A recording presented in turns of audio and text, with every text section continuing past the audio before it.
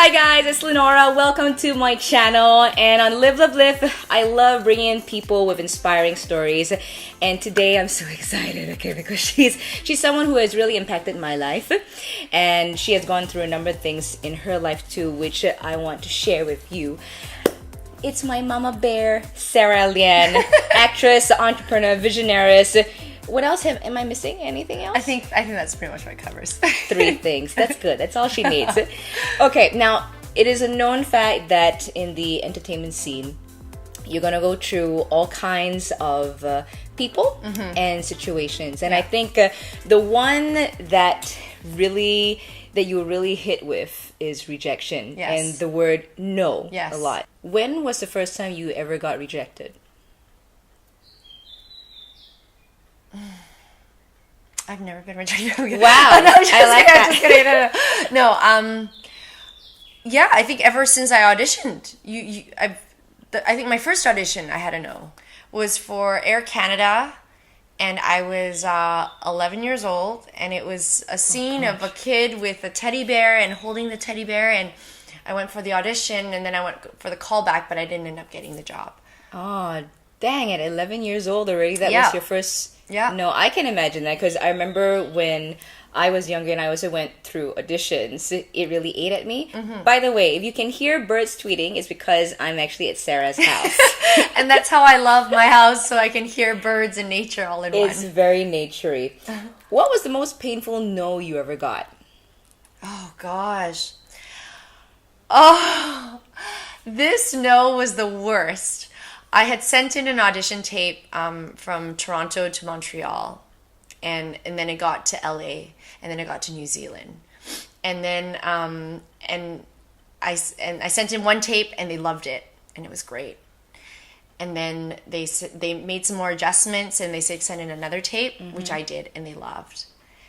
And then like a week later, I was scheduled to be back in Malaysia, and I got a call that they want to do a screen test. So this gig was for a big network station that everyone knows, and I was going to be playing the lead. Can I ask? No. Okay, that's PNC. And I had to sign all my contracts and agree to do everything, or like basically have my contract so that once I do my screen test, and if they decide that it's going to be me, that everything would be greenlit. Yeah. So the contract was 250,000 USD. For a whole year? For my first season. Wow. And the person, the production house, the producers that were running it, one of them was married to Lawless. And she was in my trailer. Lawless. And she was, Xena Warrior? Xena Warrior Oh Princess my was in my trailer. And she was knocking on my trailer door, and she was like, Sarah, we've just seen your work, and we're so excited, and we hope that this will really happen, because they'd been doing a few screen tests for a while, and I was actually the last one before, whether this project was going to go or not. This is Lucy knocking on your door? Yes. That was Lucy? Oh my gosh, okay. So then I did the screen test. It was amazing. I had a chat with the producers and the directors, and they said, how did you feel? I said, I felt great. And then so we would find out within 10 business days if I got the gig or not, and I didn't. And I was like, no! You didn't get it. I didn't get it. And I was so sad. I was like, what? But it only made me realize that had I not made my move back to Canada, a few years ago, I would have never had gotten this opportunity. But at 2011, I think I had a sincere fear of complacency. And in my head, I said, I need to dare to dream. Okay. And that's when you left And that's when I left KL, and I wanted to go back to Canada and pursue film and television. 3 months after landing back in Toronto, going through the whole audition circuit, this opportunity came up. After 3 months, a contract, 250,000 USD. Had I not taken that risk, I would have never known my worth. And so the rejection sucks. But at the same time, it also validated why I left in the first place. So that taught me so much, and thinking like, man, I gotta go back. And not wanting to go back. Like, I was like, what? I could see my life in New Zealand, in Auckland. There's a lot of film stuff happening. I could be famous. Like, all these ideas and fantasies of what my life would be like kept on churning. Okay.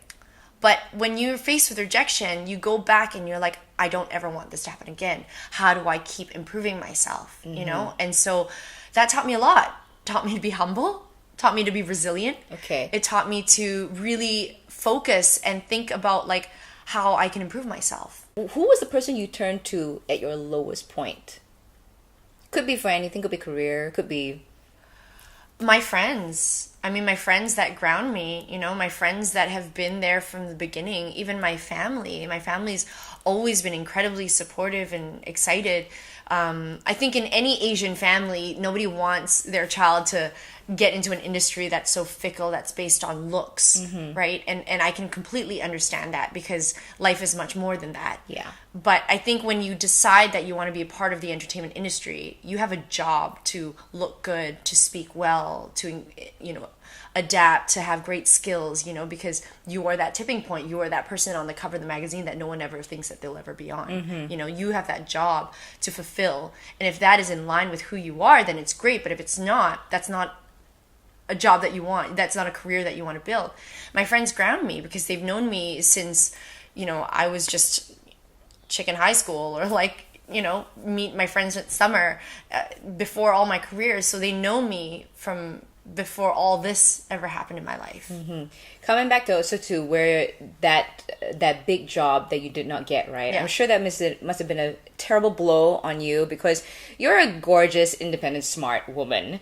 And then for you to think like, what was it that wasn't enough about me? So how did that big no, how did it affect your self-esteem and confidence? Oh gosh. I mean, as an actor, you are always, especially someone that auditions a lot, you're always questioning yourself. Am I not Asian enough? Am I not skinny enough? Am I not tall enough? And these are things that kind of seep in. And I think not so much of rejection, but more about like where your journey in life or where you are headed, if that is in line with who you are.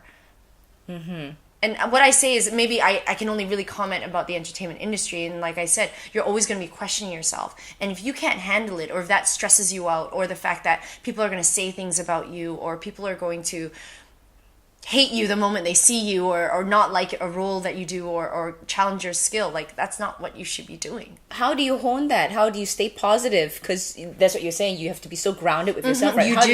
How do you do that?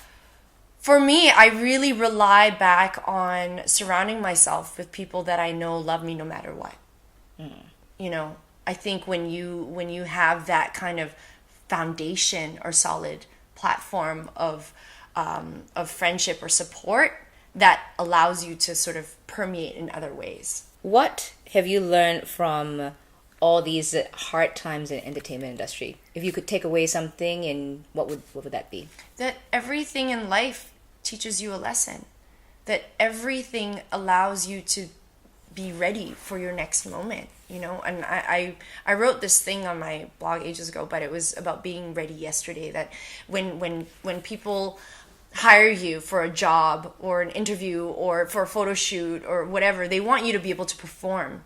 And how are you able to perform if you don't have the opportunity to create your own skill set? Like, you don't have 10 years of emceeing, so you definitely can't do well. You're going to be nervous your first time. So how are you able to do that? And for me, it's you do things with the mindset that you're going to look forward, and that everything you do prepares you for your next moment. How has all those naysayers, how has it prepped you and taught you how to be a better person and also be a better entrepreneur? Because I'm sure like you starting your own business, because I'm part of that business too. Super Good, okay. Super Good, that's your talent agency. I'm sure there have been people who say like, oh, how are you going to be setting this up? But how have you actually conquered those negative questions? You kind of have to believe in what you do. And do naysayers really affect me? I feel like they put me in my place, and it allows me to look into myself. I try to stay grounded, but when people do say negative things to me, I am very aware of it, But you take it with a pinch of salt, and then you actually do deconstructive thinking. You are in a way, thinking? In a way, it's like writing a book. There are 12 chapters in your book, and in each book, you get to decide which moment is important. You're the author of your own book. Which moment is important? Which character is important? which you want to write about, which you can pass over. And so when these naysayers that mean nothing to me say stuff, yeah, I can choose to have it affect me, or I can choose to, slip off my back, or I can choose to use what they say and put it in such a way that I'm like, actually, I think what he said was right. Why are you so bogged down with everybody's impressions of you? They don't know you. If my closest friends are like, all right, lay off the drink, that's something that I'm like, okay, great. Like that, they know me. They know me from point A to point B. Not someone that just came in and saw a chapter in your book and are like, yeah, and makes a comment about it. You haven't read the whole book. Right. You haven't read all my other volumes from like 1983 to now, Yeah. Yeah. Okay. So, I mean, this is something that I think like, yeah, there's always going to be haters, but you have to decide how it's going to affect you. Some people love haters. They love it because it drives their business. Right. It drives who they are. It drives their brand, right? And for me, I just let it slip off. I get rude comments on my thing all the time, and then I like troll them back. And I have a great time, and then they apologize after, and it's like, yeah, that's fine. I'm not so upset by it. I mean, I laugh at it, and sometimes people feel so passionate that they need to tell me something, or they need to say it bad, and I actually kind of turn around and I feel sorry that they felt so convicted in that moment. Or you could be happy that they were so convicted by you at the same time. Or how I actually really do affect them. And sometimes you forget you have that power to affect people. And with that, I want to come to my last question. What is the one piece of advice you would give to everyone on overcoming rejection? The Sarah way. The Sarah way. Just cry. Okay. Just cry it out. Just let it out. Cry in a shower like a real man. Okay. I like that. I think that's a really good way. That's why us ladies, we live longer than guys, because we cry it out first. I think just release. Like, just get through it. Don't ignore it. Don't be in denial. Don't pretend it didn't happen. I mean, naturally, if obviously, like mourning a loss, like rejection, a relationship, a career, a this, a that. I mean, of course, it's tough, but yeah, you just have to go through it all and just accept it.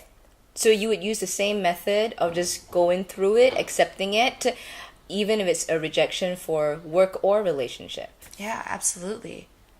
I think the moment you're able to acknowledge objectively what has happened, or, I went to this audition and I didn't get it. I didn't do this. I didn't do that, but at the same time, these things could have happened, and it's fate, right? It's something that has happened that is beyond your control. But if you're able to acknowledge it and think about your next steps forward, like, how is this not going to happen again? Or like any mistake, then you're able to move forward in a better way and be able to learn from it, right? Yeah. So, I mean, my big rejection from that network TV show, like, that did not happen. I understood my value. I learned my process of, like, going through the process of getting a screen test, like, holy crap, like all this kind of stuff that I learned.